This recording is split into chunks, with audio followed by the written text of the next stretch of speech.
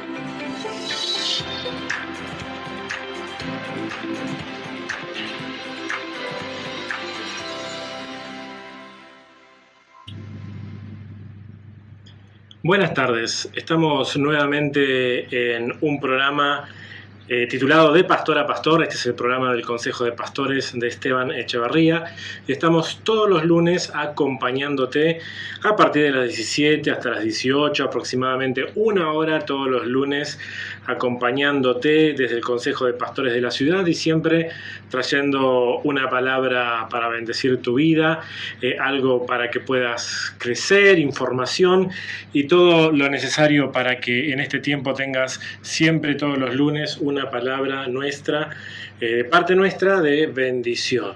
El Consejo de Pastores, o el Consejo de Pastores de Esteban Echevarría, el CUPE, estamos siempre dándote herramientas y desde pastor, sobre todo a los pastores que nos escuchan, de pastor a pastor, hacia los que nos escuchan, o a las iglesias, o los que nos escuchan puedan tener justamente, llevarse siempre algo para crecer en sus lugares, en sus iglesias locales, etcétera, ¿no? Todos los lunes acá estamos, así que los que nos siguen todos los lunes es una bendición saludarlos, y los que se suban por primera vez les animamos a que escuchen el programa y que puedan después sacar sus propias conclusiones.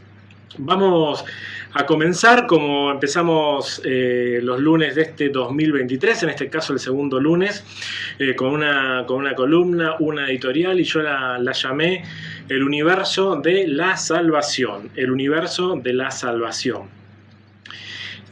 Hablando con un amigo el día de ayer, me contó que en un momento de su vida se encontró con un mundo nuevo. Y por supuesto con la salvación, con un universo al que él mismo pudo acceder, porque ese mismo universo nunca se había acercado hacia él.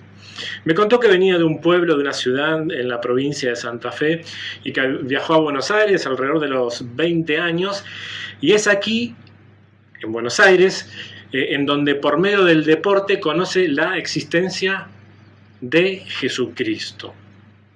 En su lugar de origen nunca había oído siquiera que existían iglesias y que quienes guiaban se llamaban pastores, por ejemplo, y muchos menos habían escuchado otra cosa. A lo que yo me pregunto, ¿por qué el verdadero universo de la salvación nunca llegó a él cuando Jesucristo mismo dijo que esto era lo que había que hacer?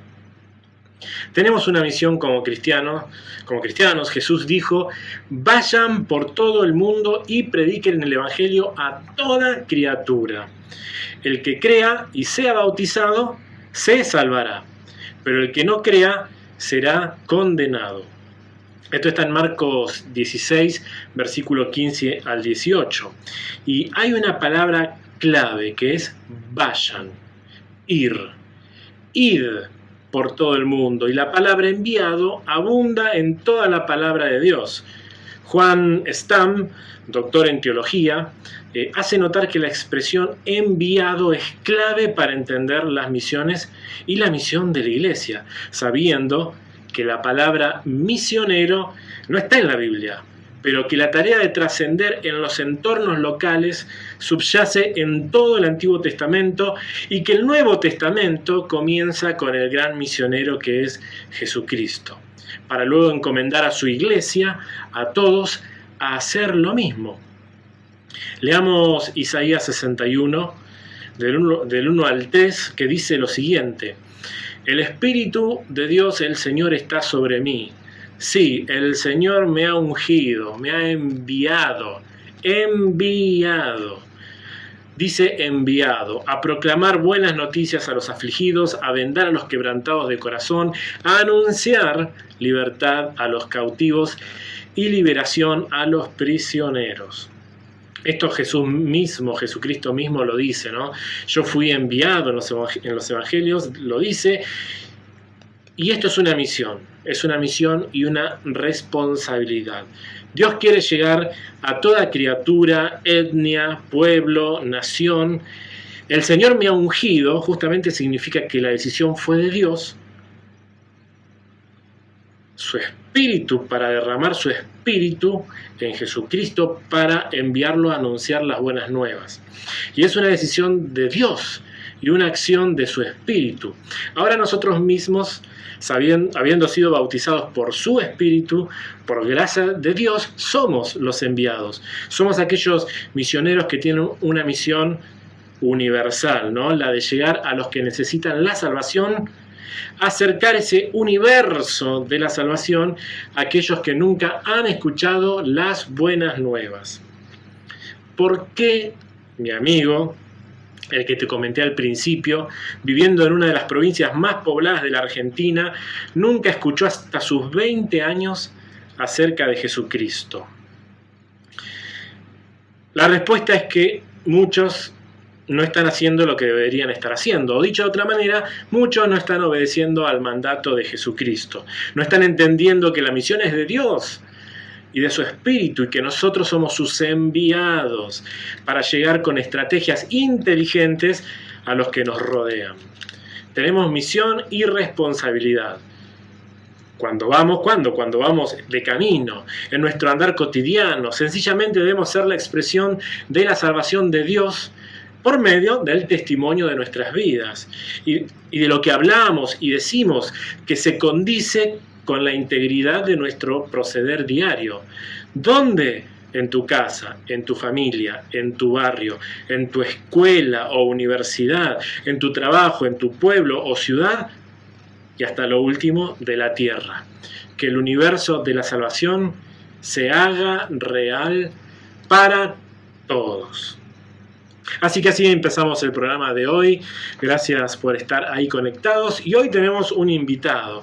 Se trata de Rodrigo Herrera. Rodrigo Herrera es pastor de jóvenes y trabaja en temas relacionados y todo lo que tiene que ver con misión y persecución y muchas otras cosas más que ahora vamos a escucharlo hablar. Así que, Rodrigo, ¿cómo estás? Bienvenido. Bueno, muchas gracias por la invitación, por esta oportunidad. Me surgieron muchísimas preguntas cuando te escuchaba en tu editorial y creo que es un gran tema para hablar. Y creo que es un gran tema también para hacernos preguntas y podemos avanzar y descubrir cosas ahí. Bueno, una de las preguntas o como manera de empezar, me gustaría saber bajo tu mirada, digamos, la importancia de las misiones, y vos también en una iglesia local, que también puedas ir hablando y contándonos cómo, no sé si decir alertás, o cómo comunicás, o cómo estableces, ¿no?, unos principios que necesitamos saberlo y por lo tanto también ejercerlo como hijos de Dios. Bueno, nosotros como iglesia, Dios nos reveló algo que para nosotros fue una especie de pilar de la visión, uno de los pilares, ¿no? Y a mí algo que me impactó mucho es esto de una visión de reino que tiene algo así como un evangelismo de ir. ¿Qué significa? De no esperar a que el que no conoce a Jesús venga hacia mí, sino como esto que vos mencionabas, esta parte esencial de la visión de ir, justamente aplicarlo a la diaria. Entonces, un poco trabajarlo dentro de lo cultural y dentro de la manera de pensar de cada una de las personas que compartimos esa visión o que trabajamos bajo ese mismo lugar, es como un poco natural, ¿no? Esto ok, yo tengo que promover, o te digo como esto como pastor de jóvenes, ¿no? Okay, yo tengo que promover actividades donde a este joven o a esta joven o a quien sea le quede cómodo invitar a alguien nuevo, ¿no? Como un amigo, un conocido, che, vení a esta actividad, ¿no? A la iglesia. Pero también me tengo que sentir cómodo yendo a meterme a los lugares donde están ellos. ¿Cómo llego yo? Una pregunta que me hago mucho es, ¿cómo llego yo al artista, al ese que está medio volado, que le encanta el mundo under, ¿no? Y que le es extraño una iglesia, por ejemplo, pero que Dios lo ama y que tengo que llegar a él? Entonces, ese concepto, como bien vos mencionás, de misión, creo que está atravesado por toda la cosmovisión cristiana. Entonces, hay gente que tiene un llamado a ir a las naciones, o a lo que conocemos como misiones transculturales. Es lo que enseguida uno se le viene a la cabeza, a ver cómo Dios te está llamando y enseguida uno piensa, tengo que dejar todo, irme a Medio Oriente porque parece que ahí es solamente la misión, por decirlo de una manera. Sí. Y algunas personas hasta el día de hoy tienen un llamado fuerte hacia esos lugares. De hecho, esta semana llegan unos chicos que acogimos como congregación. Ellos estaban en Chaco, el Impenetrable, y desarrollando una tarea misionera. Estaban ahí como aprendiendo a ser pastores y aprendiendo a ministrar a gente de la comunidad aborigen que estaba habitando en ese lugar, y Dios los llama a Afganistán. Entonces, ese paso tan largo y esa gente que puede dejar todo, ¿no? Pero creo que todos somos desafiados a dejar la comodidad. Ahora, te hago una consulta. Sí. Estas personas, estos que estaban trabajando en el Chaco, ¿no eran de Chaco? No. Estaban trabajando y haciendo una misión ahí. Exacto. Un trabajo. Ellos son de acá de Buenos Aires, se fueron a formar a un instituto allá en Córdoba, y de ahí había una obra que necesitaba pastores, o en realidad necesitaba como líderes, ¿no? Que ayuden al pastor principal. Entonces, ellos fueron a ayudar y de repente se encontraron con que eran los pastores principales. Que eso es una de las cosas que suelen pasar a los que hacen misiones a otra región, ¿no? Vamos a llamarle transcultural. Te digo cortito, sí, porque no quiero dejar pasar este proceso. Ellos son de Buenos Aires. Sí. Van a Córdoba a formarse. Van a Chaco y establecen un trabajo, en una misión ahí. Ahí se encuentran con que ya son pastores promovidos o como fuera. Y de ahí tienen un llamado a Afganistán. Exacto. Pero no quería dejar de resaltar el que no fueron directos, sino que hubo un proceso, un trabajo, una misión. Por ahí podemos decir la local, aunque sea en el Chaco, ¿no? Pero eran de Buenos Aires. Entonces, quería notar el proceso y discúlpame que te... No, totalmente. Es eso, es progresivo esto, ¿no? Yo creo que si Dios nos mostrara el cuadro final de tanto de tu llamado o cualquiera de los que estamos acá, un poco nos daría miedo. Entonces, creo que Dios muy amablemente y muy dulcemente, creo yo, nos va abriendo de a poco para que nosotros vayamos probando también nuestro corazón y si somos capaces de ir al siguiente paso, ¿no? Esto no significa que todo el mundo tenga que hacer eso, como bien vos decías. Creo que hay diferentes capas y niveles, porque con esto te digo esto otro, formar a alguien que haga una misión transcultural, o sea, vamos a llamarle a alguien de Occidente que vaya a Oriente, tarda por lo menos 10 años. Yo no sé, con la urgencia del Evangelio que tenemos, de si tenemos tiempo para 10 años. Entonces quizás podemos empezar a fortalecernos entre la iglesia, como te decía, iglesia perseguida en Oriente, ir a socorrerlos, porque la realidad es que si yo me tengo que formar para ir para allá, ellos me tienen que esperar 10 años para que yo lleve la gran revelación, digamos. Y como cuerpo, de alguna forma nos podemos acortar años para que el Evangelio pueda seguir multiplicándose de esa manera. Imagínate, nosotros predicándole a un uruguayo es mucho más sencillo, por lo menos llevamos un mate y ya caemos bien. Claro. Imagínate alguien de allá que entienda la costumbre, la cultura. Y vos imagínate, en Marruecos es muy común, pero es común a nivel realmente habitual, que por ejemplo, si vos estás haciendo, vamos a traerlo para acá, ¿no? Si uno hace un asado y los vecinos sienten el aroma del asado, está bien visto que te golpeen la puerta y se autoinviten a comer. Vos imaginate lo violento que suena para nosotros. O sea, como un desconocido, o si querés mi vecino, pero no tengo ganas de comer con vos. Pero para ellos es cultural. Entonces, el proceso que tiene que hacer una mente para transformarse, Romanos 12 es muy leído, pero la realidad es que lleva mucho tiempo renovar la mente, incluso en estas cosas. Estás haciendo la obra de Dios, pero cuesta conectar con una persona y hay que amarla encima. Son muchos pasos. Claro, y de paso, mientras vos me estás diciendo, quizá una herramienta para la iglesia local también sea cómo trabajar con aquellos que sienten un llamado o cómo promover a aquellos que por ahí no saben que tienen ese llamado y realizarlo desde una iglesia local. Me gustaría también ir por ahí, pero también cuando vos decís otro tema, por ahí lo podemos ir dialogando, cuando decís acortar tiempos, digamos, yo para preparar a alguien con una idiosincrasia y con todo el trabajo que eso conlleva, una cultura totalmente distinta, vos estás hablando de unos tiempos de 10 años. Ahora, ¿cómo podemos acortar esos tiempos o qué podemos hacer o qué hace la iglesia? ¿Cómo procede? ¿Trabaja con la iglesia local de esa cultura que está en aquel lugar y desde acá cómo se trabaja o cómo se apoya? Te hice muchas preguntas. Bueno, no, totalmente. Bueno, empiezo a responder por la última. Dale. La metodología, creo yo, que es la iglesia como cuerpo viva, todo el tiempo ágil y dinámica, va cambiando mucho sus funciones y hoy no podemos ignorar el siglo XXI, la interconectividad que tenemos. La capacidad que tenemos, nosotros acá en Argentina somos realmente muy bendecidos. ¿Por qué? Porque la conectividad que tenemos entre pastores, de hecho ya este mismo programa que se esté bendiciendo a pastores de Esteban Echeverría como parte de un servicio en amor, entiendo yo, hacia pastores de otras iglesias que no necesariamente comparten toda la visión o todas las ideas, pero forman parte de lo mismo. Entonces yo creo que, por ejemplo, acá en Argentina nosotros tenemos una ventaja estratégica dada por Dios, o la supimos aprovechar, no sé bien cómo, pero tenemos relaciones cultivadas de muchos años. Y yo creo que eso te da mucho fruto.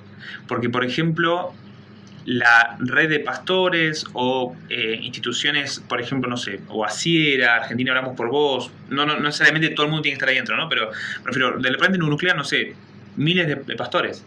Eso en otros países es muy extraño, es muy raro. Cada pastor quizás actúa como, feo el término, pero como una especie de lobo solitario, con el cual es difícil conectarse entre sí. Entonces, de repente, Argentina tiene hoy una posición estratégica muy buena, que sabe relacionarse entre iglesias, sabe unir fuerzas.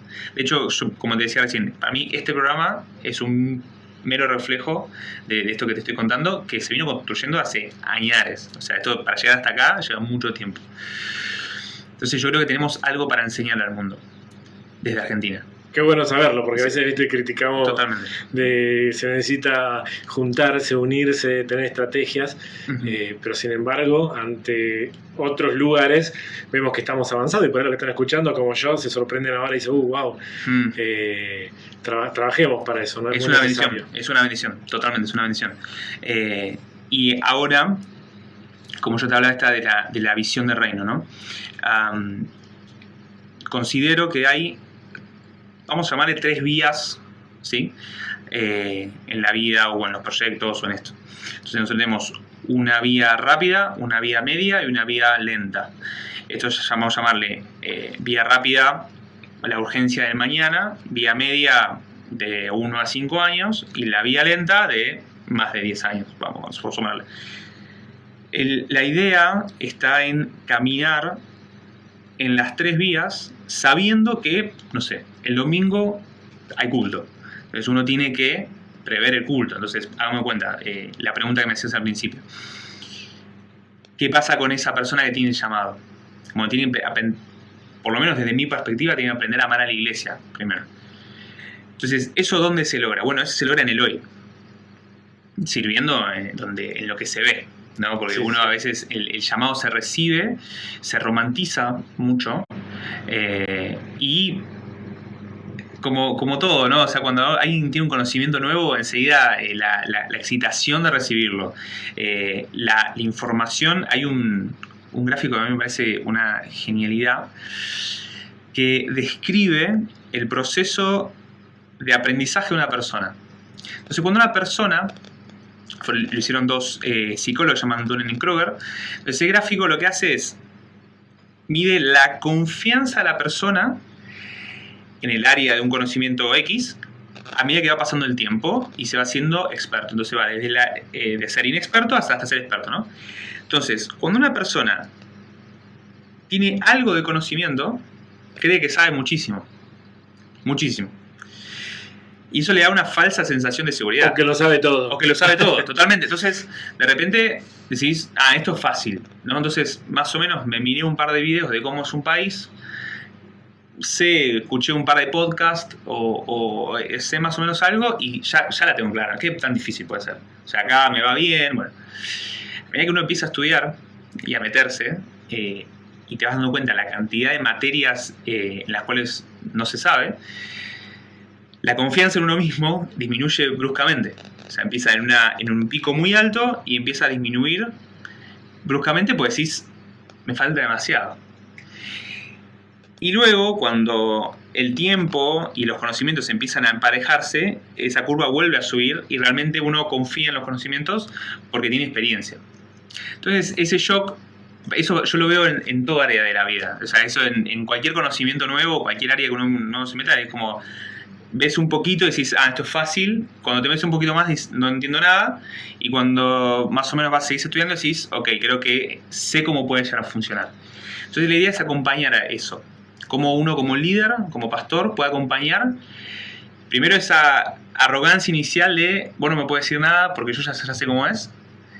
Tener la paciencia para cuando se golpee y vea que quizás tiene que seguir aprendiendo, para después luego acompañarlo y saber, este es un misionero o este es un ministro en el cual confiamos para que siga llevando el evangelio. Y eso pasa en cualquier área de la vida.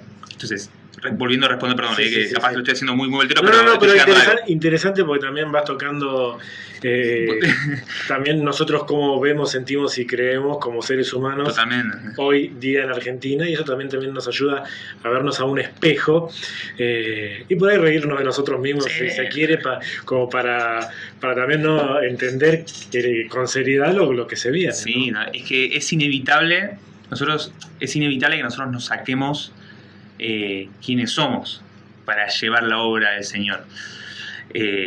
Yo considero que nosotros encarnamos el Espíritu que está en nosotros y se manifiesta a través nuestro. Y honestamente, nosotros como argentinos se manifiesta como argentinos. Y vos fíjate, en el mundo, nosotros tenemos mucho para decir en cuanto a conexiones con la gente. La manera de abrazar que tenemos, de saludar, de escuchar, de pasar tiempo, son bendiciones que tenemos por ser argentinos, que cuando la encauzamos en el espíritu, es maravilloso.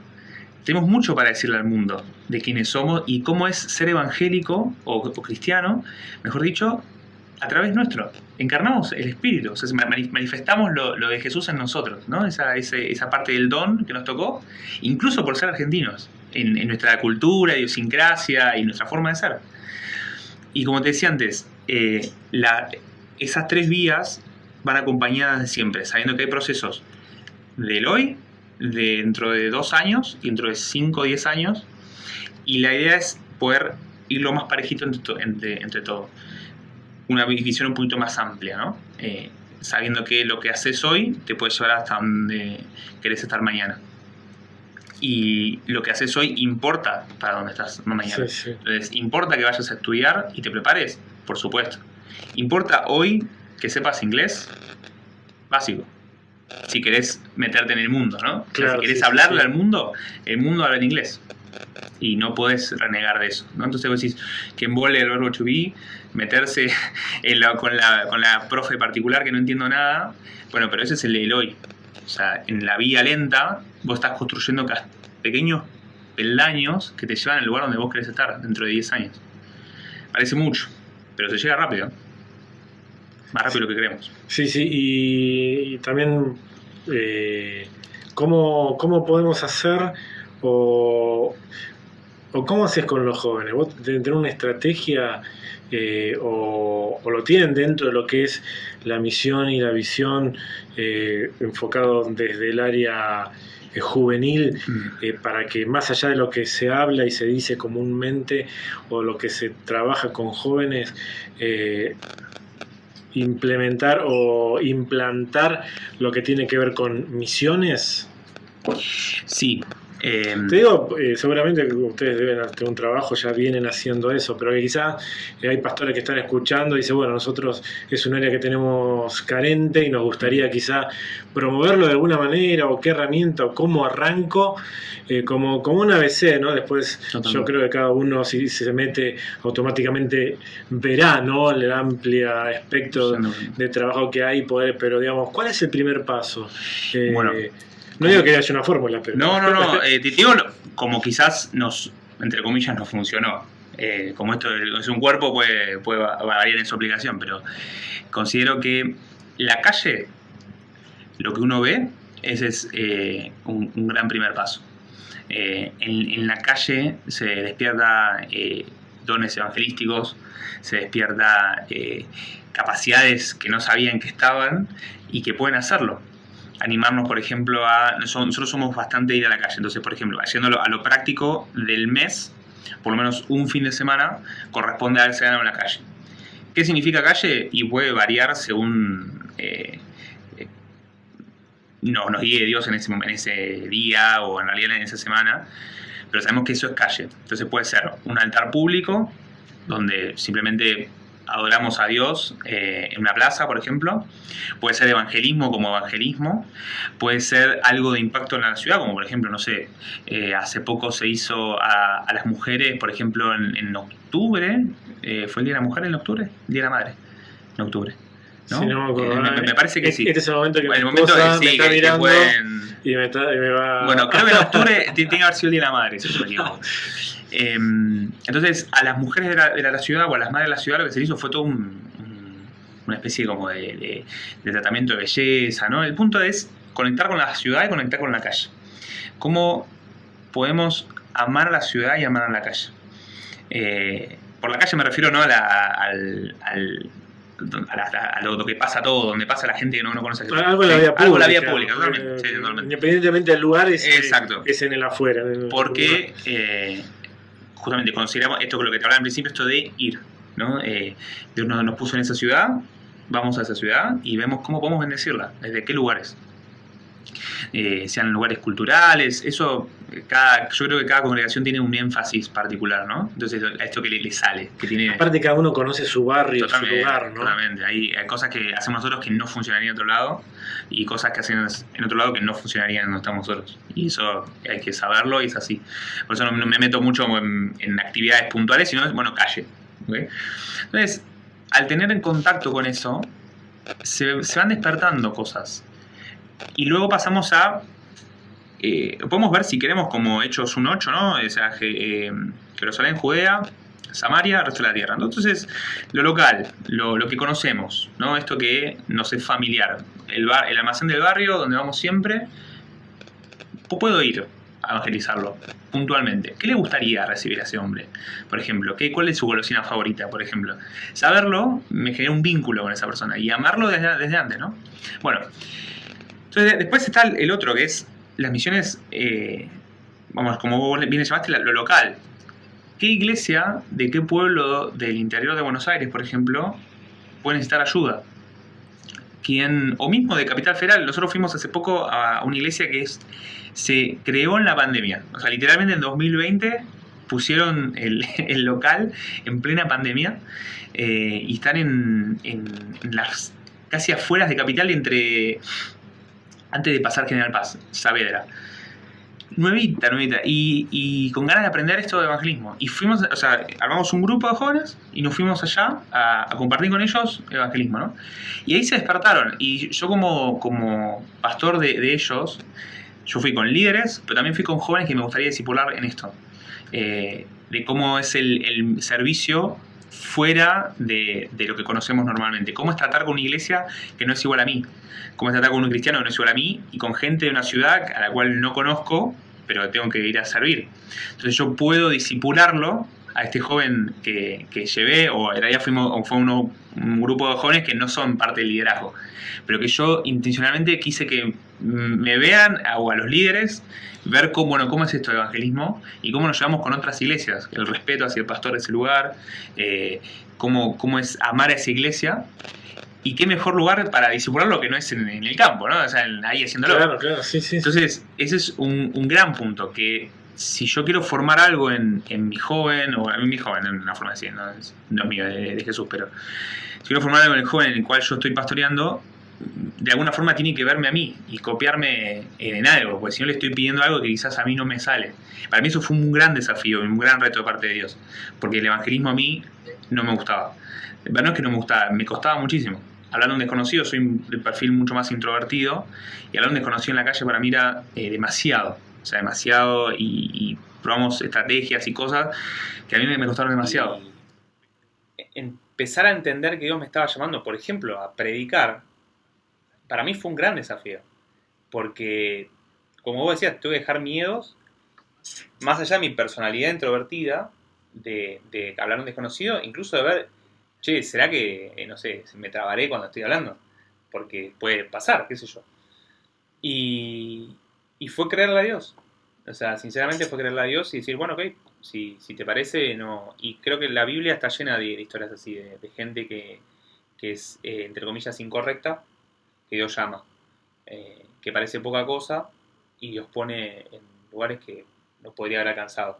Entonces, yo por lo menos soy reflejo de eso. O sea, no tenía manera, si mi yo de 10 años hubiese recibido que iba a pasar todo esto, que no sé, un domingo iba a predicar frente, no sé, miles de personas, no hubiese querido. Bien, y te preguntaba esto por un tema de que, bueno, generalmente, o muchas personas dicen, bueno, yo tengo mis limitaciones, pero con lo que vos comentás, con tu testimonio y lo que estás expresando ahora, no tiene nada que ver con las limitaciones, sino con lo que el Señor puede hacer en tu vida, de acuerdo a un llamado, y poder avanzar libremente en propósitos mucho más allá de las limitaciones personales. Sí, totalmente.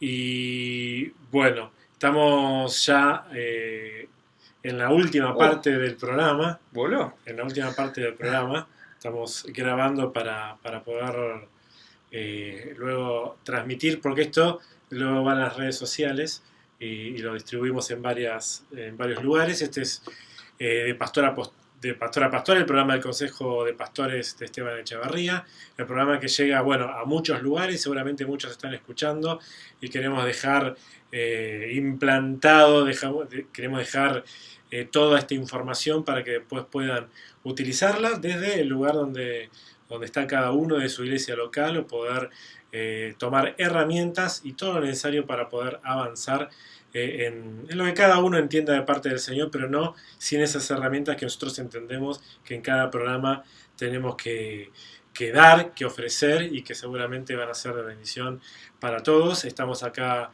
con Rodrigo Herrera, transmitiendo el segundo lunes del año 2023, y estamos hablando de misiones, de las misiones. Misiones podemos hablar locales, pero también estamos hablando transculturales. Y me gustaría que profundicemos, si no querés agregar algo más con respecto a esto, con el tema de la persecución. Okay. De la persecución a nivel global, o lo que vos quieras también expresarnos. ¿Cómo enfocás o cómo trabajás, informás y enfocás, ¿no?, el área de la persecución, ahora estando en este lugar, siendo vos también un portavoz de esto que sucede a nivel global? Bueno, la persecución es algo que acompaña a la iglesia desde siempre. Cuando Jesús, de hecho, estaba mirando, cuando vos hacías la editorial de esa introductoria, me llevó a Mateo 9, que Jesús habla de un envío, o sea, piden al Señor de la cosecha que envíe obreros, y ese enviar es una palabra muy particular en griego, que muy conocida, es ekbalo, que es como expulsar, ¿no? Ese énfasis. El capítulo 10 es el envío de los 12, ¿no? Los envía a predicar, esa manera tan práctica de Jesús, ¿no? Porque le pídanle al Señor que envíe y enseguida, bueno, muchachos, vamos, sí. Pero enseguida, si leemos Mateo 10, digamos, como la segunda parte, habla enseguida de la persecución. Lo que les iba a pasar a ellos cuando empiecen a compartir el mensaje. Entonces, acompaña a la iglesia desde antes que se forme, cuando eran solamente quizás unos poquitos, y ni hablar lo que pasa en Hechos, y a lo largo de la historia, de los primeros siglos de la iglesia, antes, por supuesto, de Constantino, y luego, más, menos, siempre hubo parte de la iglesia que fue perseguida. Entonces, no considero que haya dos tipos de iglesia, o sea, una libre y una perseguida, sino que es la iglesia que siempre fue libre y siempre fue perseguida. Entonces, lo llevamos a hoy. En 10 años pasamos de 45 países con persecución a 70. Entonces, un fenómeno en expansión. O sea, claramente eso está creciendo. Persecución es variable, depende de la región a la cual uno analice o quiera ver o se quiera contactar o como quiera considerarlo, va a ir cambiando de acuerdo a la cultura y al gobierno. Entonces, por ejemplo, hay países donde ser cristiano significa que tu propia familia te expulse, que tu aldea te expulse, que no te permitan ir a la universidad, que no te permitan acceder a un empleo, que no te compren si tenés un local, que no te compren, esa especie de discriminación, ¿no?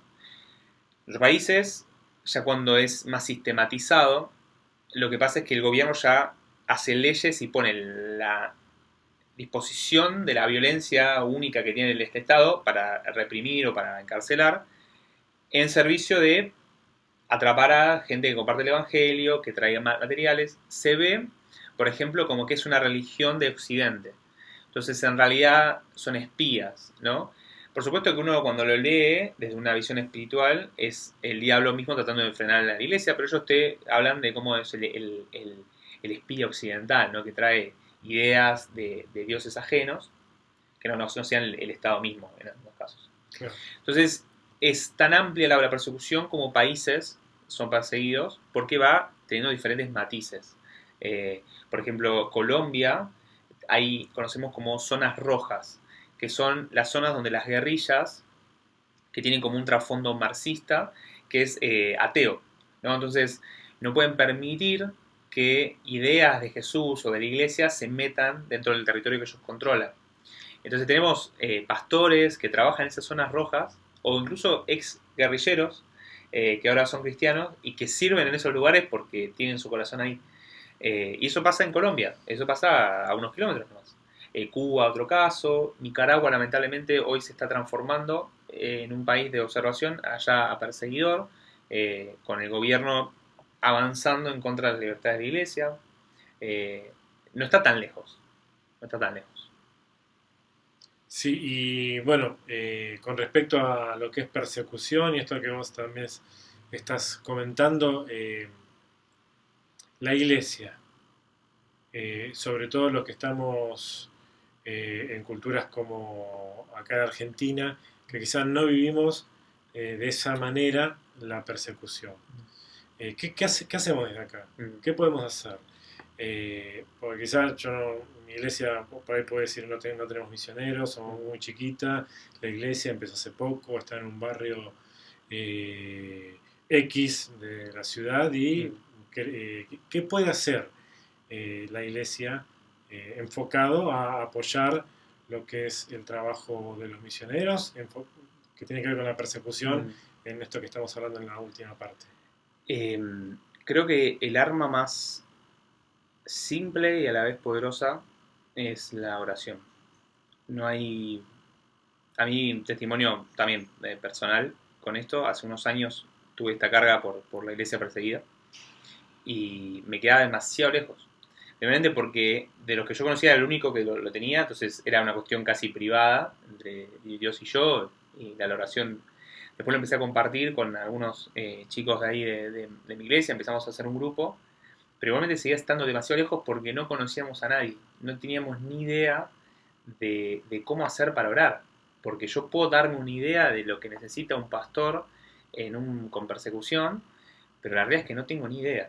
Entonces empezamos a pedirle a Dios que nos abra puertas y nos pusimos en contacto con diferentes organizaciones, como por ejemplo puede ser Open Doors o la Voz de los Mártires, cualquiera, con los cuales ellos ponen a servicio de la iglesia la iglesia perseguida. Entonces lo que hacen es acercar y conectar.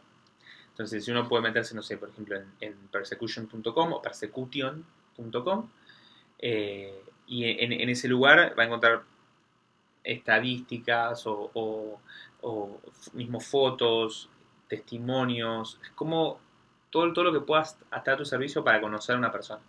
Y a través del conocimiento, orar mucho mejor. Creo que orar por ellos, orar por pastores, la oración de un pastor por otro pastor, lo entiende solamente el pastor, porque sabe todo lo que pasa por su corazón con respecto a la iglesia, con respecto a sus miembros, a sus líderes, las inquietudes que tiene, los temores que tiene incluso por su iglesia, por cuidarla, por servirla bien. Bueno, lo pueden entender muy bien. Entonces, es tan simple como acordarse que hay alguien del otro lado del mundo, o tan cerca como Colombia, que quizás está viendo lo mismo, pero encima le están amenazando a su familia. Entonces, por lo menos empezar por ahí. Es decir, ok, esta persona quizás está viendo lo mismo que yo, pero encima corre riesgo su vida. Entonces, Señor, por favor, si te pido firmeza para mí, dale el doble para él. Que siga manteniendo firme en su llamado, que siga compartiendo el evangelio, que siga pastoreando, que siga abrazando. Muchos incluso llegan a pastorear a quienes mataron a sus líderes.